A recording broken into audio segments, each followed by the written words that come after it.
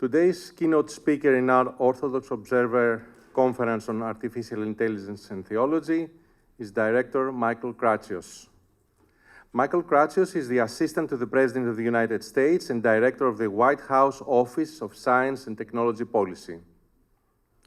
As the 13th Director, Michael oversees the development and execution of the nation's science and technology policy agenda.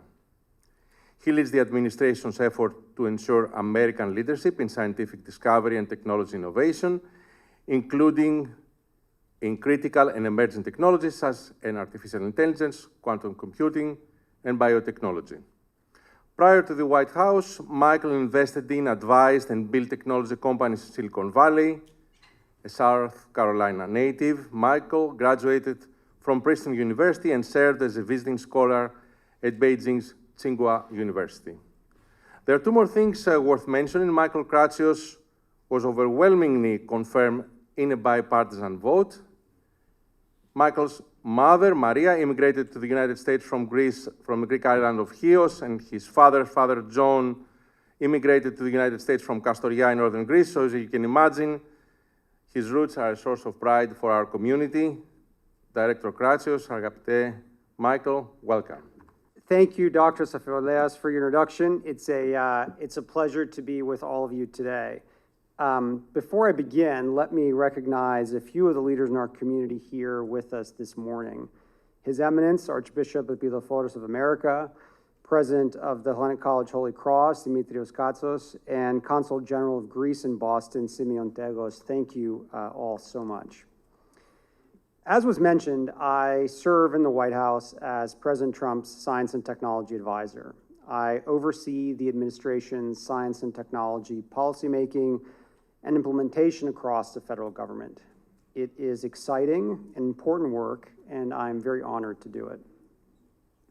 What brings me here today is the intersection of that work with my identity as a Greek Orthodox Christian. Though I am not, I admit, an avid student of theology, my faith informs my work as it has shaped my mind, my heart, and my soul. I was baptized in Marousi, a suburb of Athens, at Agia Nargiri. Growing up, I served as an altar boy at Holy Trinity Greek Orthodox Church in Columbia, South Carolina. Each summer, my parents brought me back to Greece, and especially to Chios, where each July we celebrated the annual Panegyri of Agia Markella, and pilgrims made their march to the site for her martyrdom. As a child, I was blessed to visit the Fanor and the Hagia Sophia many times, and have had the gift of meeting both ecumenical patriarchs, Dimitrios and Bartholomew. Those faithful servants of the church still speak as fearless prophets to a world hungry for wisdom, and their lives have been an example of holy service to all of us. If there is one clearest way that my Orthodox faith has informed the public servant that I seek to be, it has been by upholding the virtue of philotimo. This combination of love and honor is a passionate drive, the motivating spirit a person brings to their calling and their labors. It is ambition, zeal, aspiration, earnest endeavor, always turned to the blessing of others and the service of God. In fact, philotimo finds its roots in some of the Apostle Paul's epistles. In Romans, for example, he writes, quote, "I make it my philotimomenon to preach the gospel." My own sense of philotimo and my career have led me to emerging technologies, and especially artificial intelligence. In the last Trump administration, I led the development of the nation's first national AI strategy, helping set America on a path to global leadership in what I truly believe is a critical technology. In this administration, AI has been a priority since the president's first day back in office. On January 23rd, President Trump recommitted the United States to global leadership in AI technology and called for the development of America's AI Action Plan, which was released in July. As guided by the action plan, my responsibility, and if you will, my philotimo, is to ensure that this transformative technology grows to the benefit of America's workers, families, and children. We seek for America's AI systems to be trustworthy, designed to reflect truth rather than advance the agendas of social engineers. And we work to make certain our technologies are kept safe from misuse and theft by adversaries and malicious actors. In his speech launching the action plan, President Trump called the AI race, quote, a test of our capacities unlike anything since the dawn of the space age. My hope is that AI will be a tool for the growth and exercise of knowledge, and not an instrument of ignorance and fear. My certainty is that the race to build the future with wisdom and responsibility has no finish line.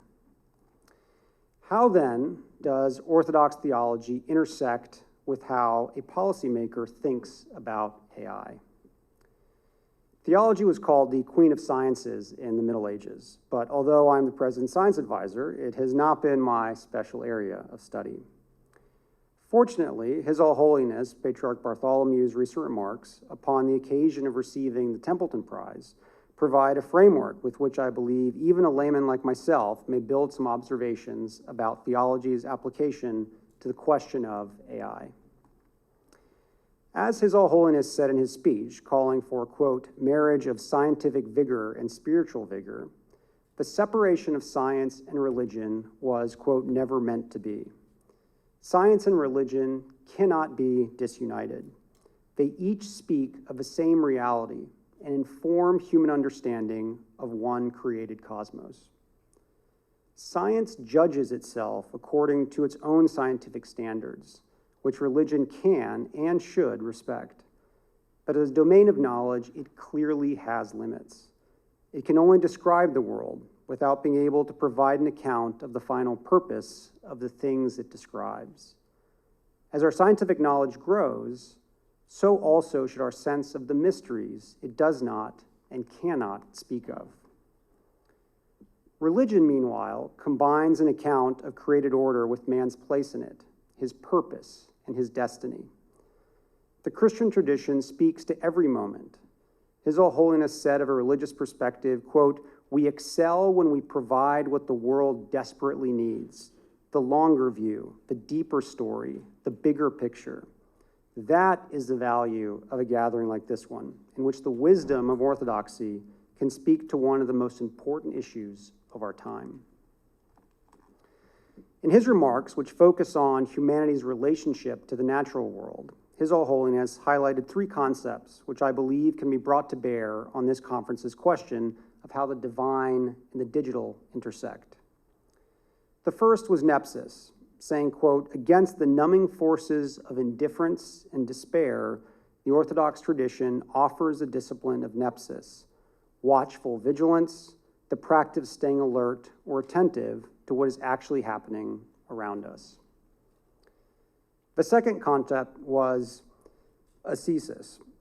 Quote, the Orthodox Church also speaks of ascesis, not the grim self-denial often associated with the term, but the joyful self-discipline of discovering how much is enough.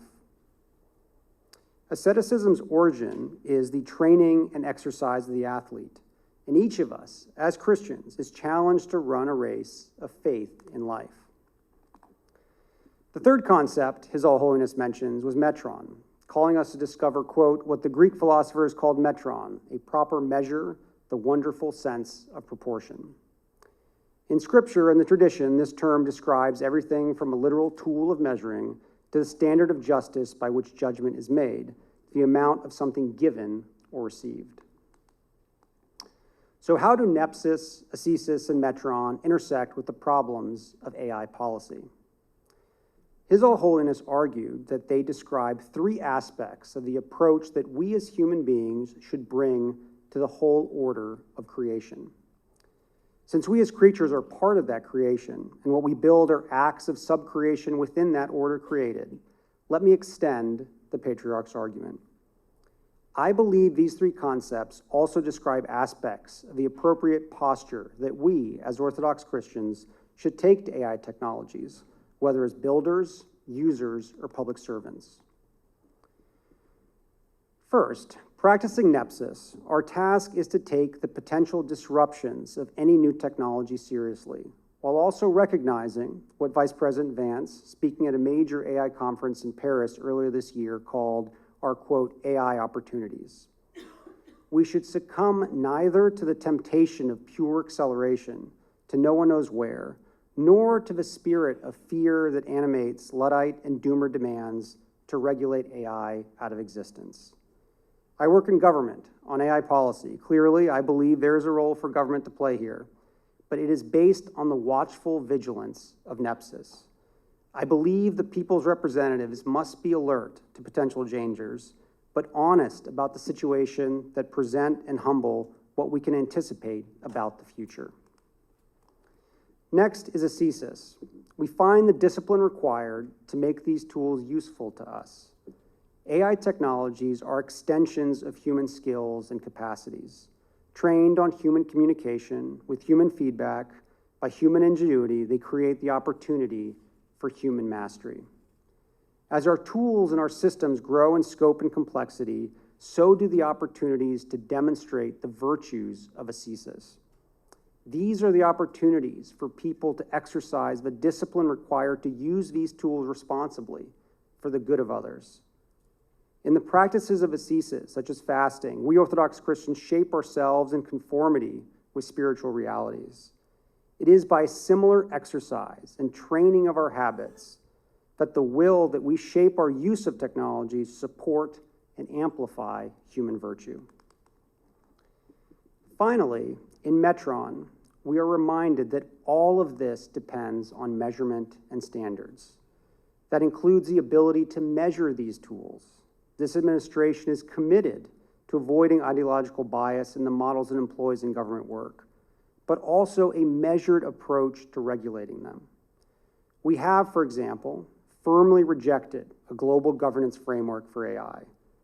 Setting aside the recent discussion of whether such a world system participates in the spirit of the Antichrist, it would be contrary to the standard of self-government set for Americans by our Constitution and history. But more than both those measurements, Metron reminds us that we must measure ourselves, exercising judgment in light of a social and personal ideal and how we relate to these technologies, whether as builders, users, or public servants, but especially as Orthodox Christians. We know there is an image of excellence we hold before ourselves and should seek to imitate. At heart, then, the question of AI is not so much what it is or what we do with it. As with every other tool, we face a perennial problem of what we are making of ourselves with its use. It is easy to forget this fundamental question of ethics in the discourse around AI, distracted by speculation about what this technology might become or represent. These speculations take on great urgency, in part because of the resemblance so many see in large language models to the human mind. As AI models make progress in building computing systems that resemble mental capacities, they lend plausibility to the belief, so common in technical fields, that the human mind is basically comparable to our digital computers. In a largely secular society, this is felt by many to be a threat to humanity's special status or dignity. But progress in the utility of our AI tools only lends apparent plausibility for this reductive conflation, not evidence. The materialist account of the human personality, too, is, in the end, an act of faith. As resurgences in spirituality and interest in theological topics in Silicon Valley would suggest, naked materialism is by no means a necessary interpretation of the amazing improvements in these technologies, even for the non-believer. Even as our digital tools appear to solve old problems and reveal new answers to long-asked questions, many of our most brilliant technologists admit that there is a sense of mystery has only grown. I use this word mystery here, of course, on purpose. It is a word pregnant with significance in our Orthodox faith. Mystery, the mysterion of not knowing, lies at the heart of the Orthodox experience of God and the communal life of his body, the Church. In light of our tradition, in the paradoxical light of mystery itself, I would suggest that people vastly overstate even the apparent threat to humanity's status that AI is alleged to present. In fact, I believe the growing capacities of our AI models to organize human information, to accelerate human science, even to simulate something that looks very like human thinking, represents a spiritual opportunity. For its advances make only more obvious that there are limits to human knowledge, and there are puzzles where there is nothing to solve. It is in mystery where we meet God. As Greek Orthodox Christians, we believe the created order contains mysteries that lie beyond the place where mere reason and knowledge can make sense of them. As demonstrated in all the holy mysteries and divine liturgies of the Church, reason's knowledge of the doctrines of God is secondary to the soul's experience of his presence. Orthodox worship engages all of our senses as it affirms the goodness of God's creation and the significance of the reality of the incarnation of Jesus Christ. We know some things about the Trias God, and theology has been called faith-seeking understanding. But it is better to know the persons of the Father, the Son, and the Holy Spirit, even without understanding. The knowledge of the head seeks, eventually in vain, to pull back the mysterious veil. But there is a knowledge of the heart, which by faith finds it rests in the greatest mystery, God himself. As I conclude, let me reiterate how hopeful I am for the future that Americans will build in AI. Already, our frontier models can do so much so quickly, and we have only just begun to adopt them. The last half-century of technological progress was defined by innovations in information and telecommunication systems, from computers to the internet, to search engines and smartphones. Each of these has an incredible tool for the spread and extension of human knowledge. As technologies are the next generation of the descendants of the written word, we do not yet know what our boldest scientists and most imaginative researchers will learn with AI. We do not yet know what barriers our best engineers and most persevering inventors will use it to overcome.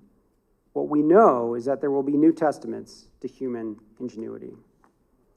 Like each technology before it, AI comes with its challenges, but the promise of using it well seems to defy limits.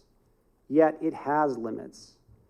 For as technology extends human knowledge, it makes a distinction between earthly knowing and the mystery of spiritual being all the more clearer. As a tool for extending and amplifying our rational capacities, AI should also be a sign of our ignorance and the necessity of faith.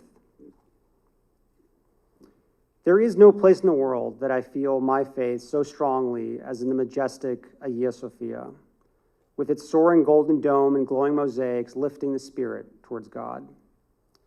There, the Orthodox Church has given all mankind a glimpse of the throne room of heaven and has made incarnate in earthly materials a beauty that belongs in eternity. This embodiment of divine revelation, like in the smaller icons Hagia Sophia contains in her luminous mosaics, offers to believers a deep experience of God, if only we will be still and silent enough to give him our attention. Growth for the Christian is not a story of growing knowledge, but rather of the divine liturgy and the holy mysteries, leading us deeper into the mystery that is mankind's communion with God. We do not go to church to understand with our reason. We go to meet God. I affirm that truth by faith, even as I work eagerly for the growth of human knowledge and understanding. As I seek to praxis, nexus, ascesis, and metron, in support of, one might say, my philotimo for the development and execution of America's AI policy, I pray that those virtues would grow in my heart and come to bear spiritual fruit. Thank you. I'm Gail Wallace-Jack from Northwestern University. One of the things, so we've had an ethical committee actually in the U.S., the National AI Ethical Initiative, to look at sort of some of the ethics of AI. And I was wondering what the latest has been with that. It involves multi-agencies, and I'm wondering if they're meeting regularly and if they're having input into some of the legal work that's being done with AI. I unfortunately am not familiar with that group. Well, it's called the National AI Initiative, and it involves like DOE, NSF, NIH, I mean, almost everybody. Oh, that's different. Yeah, the National AI Initiative was actually, act was signed by President Trump into law in the last year of our office. As we stood up National AI Initiative office at the White House, that's fully functioning. And I think generally the way AI policy broadly works is because it covers so many agencies, as you say, DOE, NSF, and the like, the White House is the only body that can sort of bring those agencies together. And that's how sort of the action plan, for example, that the president released in July is being implemented across the government. But do you know if they're looking at ethical components to AI? Because that would have impact for us in the church. I'd have to look on, I think the coordination office itself is not, but I'm sure work across the agencies is happening there. I can look that up and get back to you for sure. Thank you so much.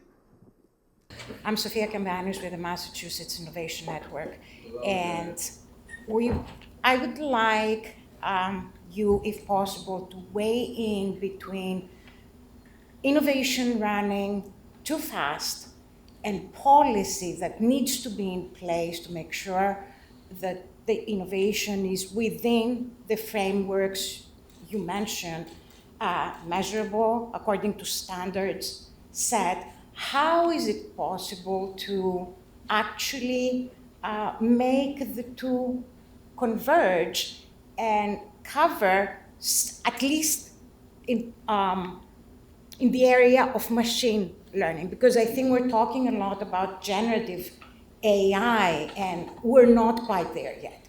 But we have taught machines to look at data sources and recognize patterns. So let's concentrate on that and see how can we make it that at least those who deal with AI right now and who see some pattern recognition can have a good understanding of what the policy is or is going to be in the years to come, 2, 3, 4 years.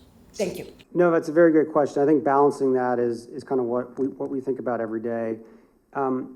Generally, the approach that I'm most supportive of when it comes to regulating AI is one that is use case and sector specific.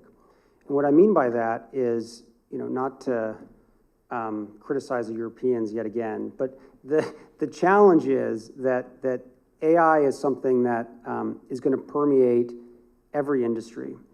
And an example of that, some examples are, you're going to have AI-powered medical diagnostics. You are going to have drones flying. You're going to have autonomous vehicles on the road. You're going to have financial service decisions that are empowered by artificial intelligence tools. Each of those examples that I gave you, those technologies already are regulated by existing agencies. There is the FDA, which regulates medical diagnostics. There's the FAA, which does drones. There's the Department of Transportation, which does cars. There's Treasury and the like, which does financial services. And the best way to ensure that the rules associated with AI applications are ones that are actually well thought out and applicable, you need to allow the agencies that already regulate them to do that. And the first rule of thumb before creating any regulation is you have to think if there are already regulations on the books. An example of that is fraud, for example. Many people believe that AI is going to embolden people who want to commit fraud, make it more easy to commit fraud, and the like. So some regulation has to happen for AI. My answer to that is fraud is already illegal. If I call someone and defraud them using a telephone, I have broken the law. If I meet them in person over coffee and I defraud them, it's the law. If I happen to use something called AI to defraud them, it is against the law. So there doesn't have to be a specific rule around AI-related fraud. You just need to enforce the rule related to fraud. And I think sometimes people get so caught up in attempting to regulate the new technology, which they don't recognize that so many things that we as society believe are wrong or should be regulated or should be illegal are already illegal by definition. And it's important that policymakers and those who enforce the rules actually follow them given the new technology. So that's the guidance that we've promulgated out of the White House. And I will say the one area that we need to do more work on is the individual regulators need to be more up to speed about how AI is impacting their specific domain.